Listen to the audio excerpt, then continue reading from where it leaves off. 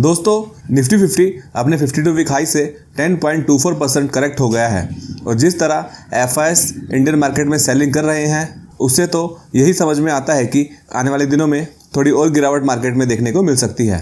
FIS कभी market में वापस आएंगे, मार्केट कहां से रिकवर करेगा, इसका प्रेडिक्शन तो कोई नहीं कर सकता है। शायद कुछ दिनों में ही मार्केट ऊपर आ जाएगा या फिर 1-2 महीने तक मार्केट में वोलेटिलिटी देखने को मिल सकती है। ये तो आने वाला टाइम ही बता सकता है। अभी वेरियस न्यूज़ के मुताबिक एफआईएस इंडियन मार्केट से पैसा निकाल कर चाइना की मार्केट में इन्वेस्ट कर रहे हैं क्योंकि वहाँ उनको अच्छी अपॉर्चुनिटी नज़र आ रही है। अभी शंघाई इंडेक्स में 1 महीने से भी कम टाइम में 29% की तेज़ी देखने को मिल चुकी है। उसके अलावा बहुत सी बड़ी कंपनीज़ के Q2 के रिजल्ट कुछ खास देखने को नहीं मिले हैं और भी वेरियस रीज़न है जो मार्केट के सेंटीमेंट को नेगेटिव बना देते हैं। अगर हमारे पास में फंडामेंटली स्ट्रॉन्ग कंपनीज है तो हमें ज़्यादा घबराने की ज़रूरत नहीं है। मार्केट में रिकवरी आने पर वो कंपनीज अच्छा कमबैक करती है। उसके अलावा दोस्तों निफ्टी 50 का पीई रेशियो अभी 21.6 पर देखने को मिलेगा जो कि मीडियन इंडेक्स पीई से नीचे आ चुका है और मई 2020 में निफ्टी का पीई 21 पर था जो सेम पीई पर निफ्टी अभी आ चुका है। तो वैल्यूएशन अभी कह सकते हैं कि ठीक है और कुछ कंपनीज को आज हम देखेंगे जिनके Q2 के रिजल्ट काफ़ी अच्छे आए थे। तो ये video just for information purpose के लिए ही है, कोई रिकमेंडेशन नहीं है। फर्स्ट कंपनी देखें तो ये है स्काई गोल्ड लिमिटेड। इसका प्राइस अभी 3259 पर ट्रेड कर रहा है जिसमें लास्ट सेशन में 5% का अपर सर्किट देखने को मिला था। स्टॉक ने दोस्तों बहुत ही अच्छा परफॉर्म करके दिखाया है।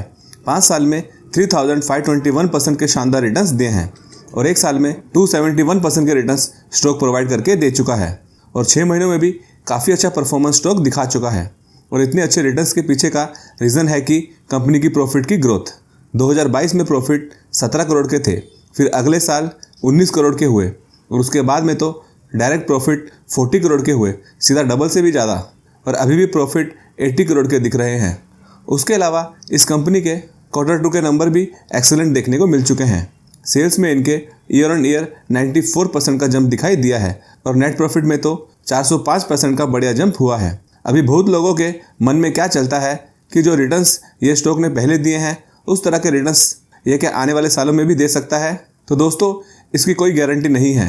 Past performance is not a guarantee for future returns, क्योंकि सेम ऐसा परफॉर्म करने के लिए कंपनी के प्रॉफिट में सेम ऐसे ही ग्रोथ आगे भी होनी चाहिए, क्योंकि हाई रिटर्न्स वाले स्टॉक से मार्केट हाई एक्सपेक्टेशंस करती है और अगर ऐसी कंपनी मार्केट के अकॉर्डिंग नंबर पोस्ट नहीं करती तो स्मॉल कैप कंपनीज में 30%, 40%, 50% की गिरावट होना नॉर्मल है। तो भागते हुए स्टॉक में बहुत ही सोच समझ कर डिसीजन लेना चाहिए। अक्टूबर महीने में इसका पीई रेशियो 86 पर चले गया था जो अभी 59 पर है, तो अभी भी वैल्यूएशन इसकी थोड़ी ज़्यादा ही है और अपने इंडस्ट्री पी से भी ज़्यादा है। उसके अलावा इस कंपनी का अक्टूबर 2024 का शेयर होल्डिंग पैटर्न सामने आ चुका है। प्रोमोटर्स ने इसमें 4% के करीब होल्डिंग्स कम की है, 62.51% से कम करके 58.24% कर दी है और पब्लिक ने भी इसमें होल्डिंग्स कम की है। और वही स्टेक किसके पास गया? एफआईएस और डीएस के पास में। डीएस की पहले इसमें दोस्तों कोई होल्डिंग्स नहीं थी, इस बार इन्होंने 6.31% का स्टेक एक्वायर किया है और एफआईएस ने 0.25% से 1.38% होल्डिंग्स कर दी है। उसके अलावा पीटीसी इंडस्ट्रीज लिमिटेड, इस कंपनी के भी रिजल्ट सामने आ गए हैं और नेट प्रॉफिट में इनके 113% का जंप देखने को मिला है। 8.14 करोड़ से प्रॉफिट 17.3 करोड़ के हुए हैं। सेल्स में 26% का जंप हुआ है। दोस्तों पिछले 4-5 सालों में इस कंपनी के प्रॉफिट में कंटिन्यूस अच्छी ग्रोथ देखने को मिली है। बिजनेस कंपनी के पास में अच्छा है। ये company one of the leading supplier है of castings, machine components and fabricated parts for critical and super critical applications, जिसकी India, USA, European Union, China, Brazil, UK और भी कंट्रीज़ में अच्छी प्रेजेंस है और aerospace, defence, oil and gas and various other industries में इनके products का इस्तेमाल होता है और न्यू प्रोडक्ट्स एक्सप्लोर करने का इस कंपनी का काफ़ी ज़्यादा फोकस भी है। दोस्तों मार्केट कैप इसका 16,568 करोड़ का है और पीई रेशियो इसका 368 का देखने को मिलेगा, तो वैल्यूएशन इसकी काफ़ी हाई पर है और जुलाई 2021 में तो कंपनी का पीई रेशियो 679 पर चले गया था। ये स्टॉक काफ़ी ज़्यादा चल चुका है।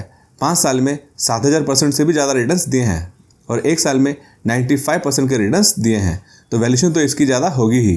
और फिर ऐसे स्टॉक में ऐसा टाइम भी आता है कि जब ये स्टॉक कुछ महीने या साल तक परफॉर्म नहीं करते हैं।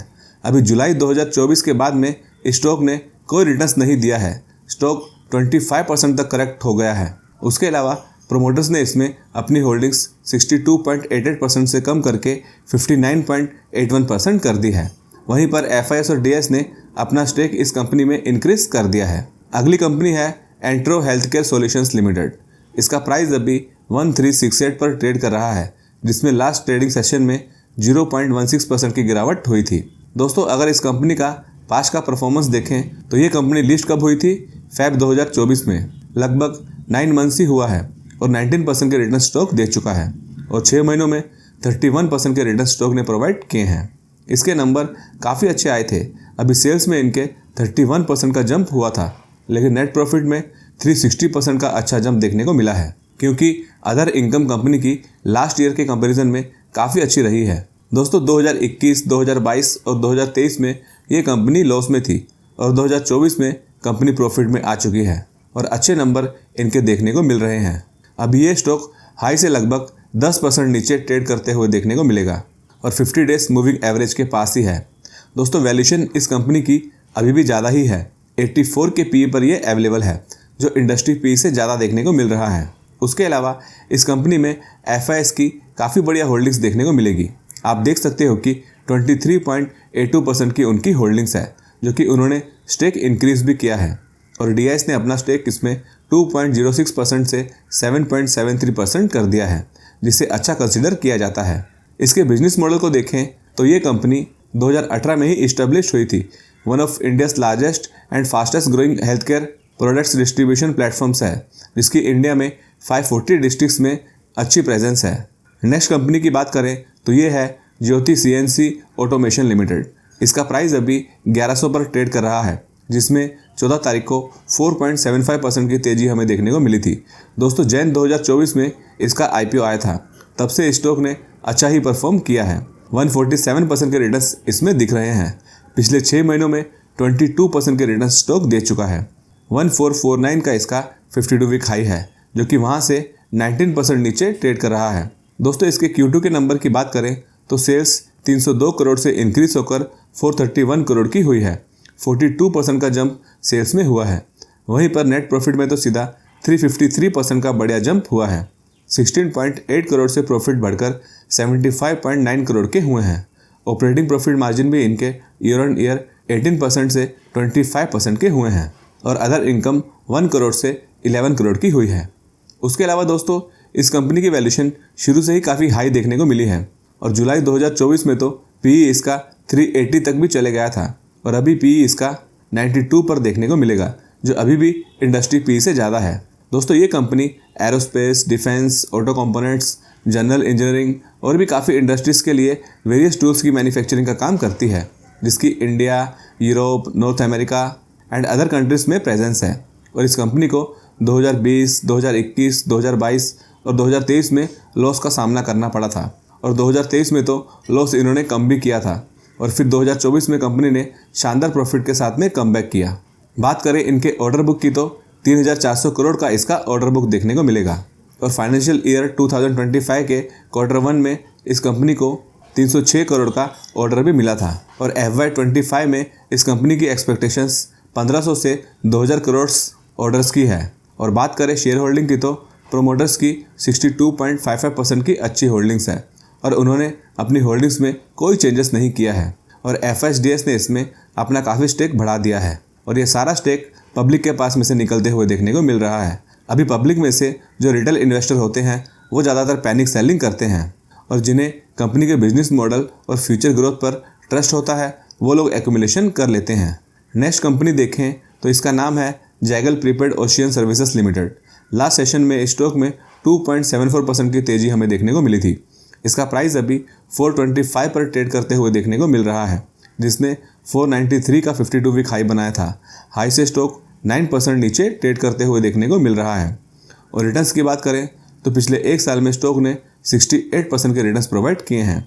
इस कंपनी के दोस्तों Q2 के प्रॉफिट काफ़ी अच्छे निकल कर आए थे। सेल्स में ईयर ऑन ईयर 64% का जंप हुआ था और नेट प्रॉफिट 145% के साथ में इंक्रीज होते हुए देखने को मिले हैं और EPS में भी 144% का अच्छा जंप हुआ है। मार्केट कैप इस कंपनी का 5196 करोड़ का है और पीई रेशियो 74 पर है, जो कि वैल्यूएशन कंपनी की ज़्यादा ही है और इंडस्ट्री पी से भी ऊपर है। तो ऐसी कंपनीज में अगर कोई छोटी नेगेटिव न्यूज़ भी आती है या फिर नंबर थोड़े वीक आते हैं तो बढ़िया गिरावट इसमें होने के चांसेस होते हैं। तो इस पॉइंट को हमें समझना चाहिए। उसके अलावा इस कंपनी में एफआईएस और डीएस का स्टेक इंक्रीज होते हुए देखने को मिला है। एफआईएस ने 5.95% से बढ़ाकर 6.14% कर दी है, वहीं पर डीएस ने तो 5.44% से इंक्रीज करके 10.69% कर दिया है, जो कि काफ़ी होल्डिंग्स उन्होंने इंक्रीज की है। एफआईएस डीएस को इस कंपनी के पैरामीटर्स पॉजिटिव नज़र आते हैं।